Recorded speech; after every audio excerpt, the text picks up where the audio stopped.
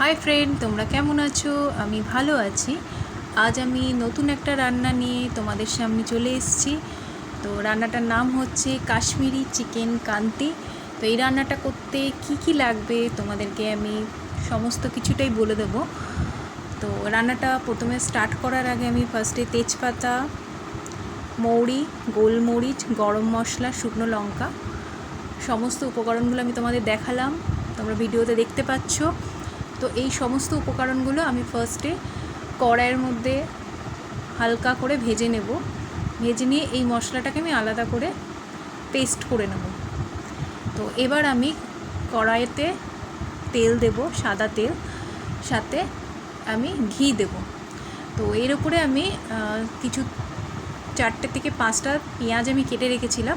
সেই পেঁয়াজটা আমি কুচি কুচি করে কেটে নিয়ে রেখেছিলাম আলাদা করে। তো সেই পেঁয়াজটা আমি কড়াইতে ভেজে নেব লাল লাল করে।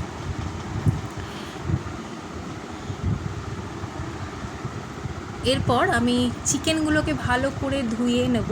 আমি চিকেনের সাথে আলাদা করে কোনো মশলা আমি অ্যাড করব না। তো তোমরা এখানে দেখতেই পারবে ভিডিওতে। তো এখানে আমি তোমরা দেখতেই পাচ্ছ যে আমার পেঁয়াজগুলো হালকা করে লাল লাল ভেজে নেওয়ার পর আমি কাশ্মীরি লঙ্কার গুঁড়ো দিয়ে দিলাম কড়াইতে। তো এই রান্নাটা টোটালি পুরোপুরি মৌরির মশলার উপরে। রান্নাটা অসাধারণ টেস্ট। আমরা চিকেন অনেক রকম রান্নায় খেয়েছি, কিন্তু বাট এই ধরনের রান্নাটা জাস্ট তোমরা বাড়িতে করে দেখো, অসাধারণ লাগবে। তো ওই পাশে আমি আদা রসুন বাটাটাও আমি বেটে রেখেছিলাম। তো সেটাও আমি এই পেঁয়াজটা আমি কড়াইতে নাড়তে নাড়তে আমি আদা রসুন বাটাটাও দিয়ে দেবো। তো এবার আমি চিকেনগুলো নর্মাল সাদা জলে ধুয়ে আমি দিয়ে দিচ্ছি। তোমরা দেখতে পাচ্ছ এটার সাথে আমি কিছু অ্যাড করিনি। এবার আমি চিকেনগুলোকে ভালো করে নাড়িয়ে চড়িয়ে নিচ্ছি। তারপর আমি নুন দেব আর হলুদ দেব। হলুদ দিয়ে ভালো করে নেড়ে চেড়ে নিয়ে তারপর আমি টমেটো কুচি, একটা গোটা টমেটো কুচি করে রেখেছিলাম, সেটাকে আমি দিয়ে দিলাম, তোমরা দেখতে পাচ্ছ। তো দিয়ে এটাকে ভালো করে নাড়াচাড়া করতে থাকবো, কারণ এটা টোটালি হচ্ছে কষার উপরে রান্নাটা।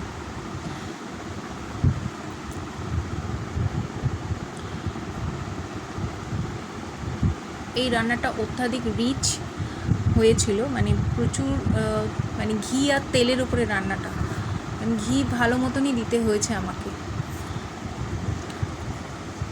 তো এবার তোমরা দেখতে পাচ্ছ যে আমি চিকেনটাকে ভালো করে নাড়াচাড়া করে নিয়ে দেন আমি এখন যে মশলাগুলো আমি বেটে রেখেছিলাম তোমাদের বলেছিলাম, শুকনো করে যেগুলোকে আমি কড়াইতে আলাদা করে নেড়ে ছেড়ে নিয়ে আমি আলাদা করে আমি ওগুলোকে গুঁড়ো করে রেখেছিলাম।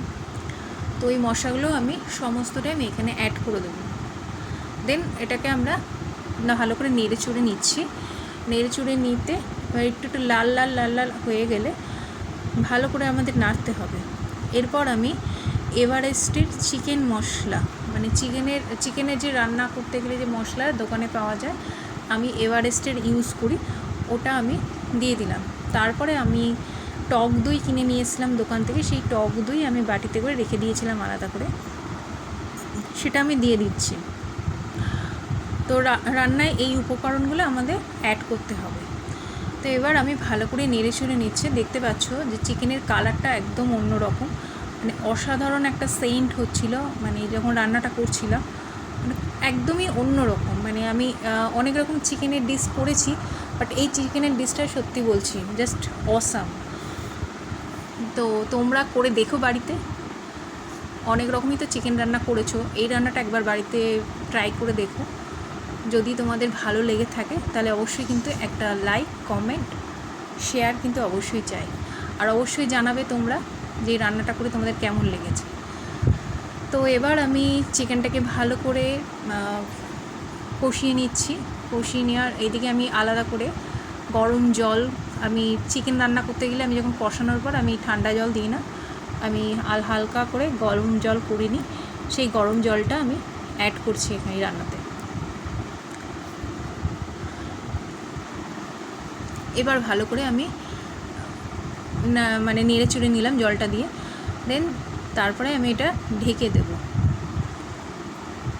রান্নার কালারটা দেখেছো কত সুন্দর, খুব সুন্দর হয়েছে, টেস্টি হয়েছে রান্নাটা।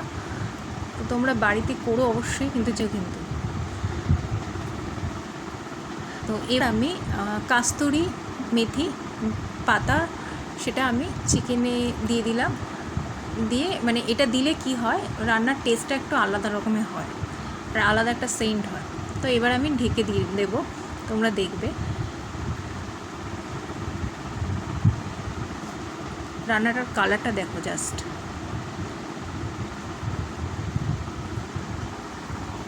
রান্নাটা কিন্তু আমার বেশি সময় লাগেনি, খুব অল্প সময় লেগেছে। অল্প সময়ের মধ্যে এত সুন্দর রান্নাটা, সেটা আমি যে করতে পেরেছি এটাই অনেক।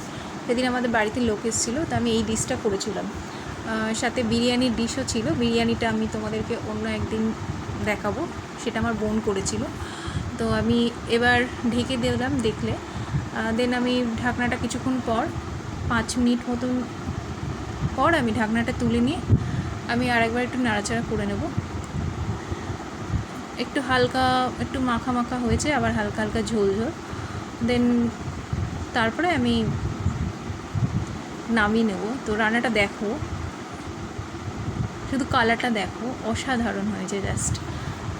তো তোমরা করে দেখো কেমন হয়েছে, আমাকে জানিও কিন্তু অবশ্যই।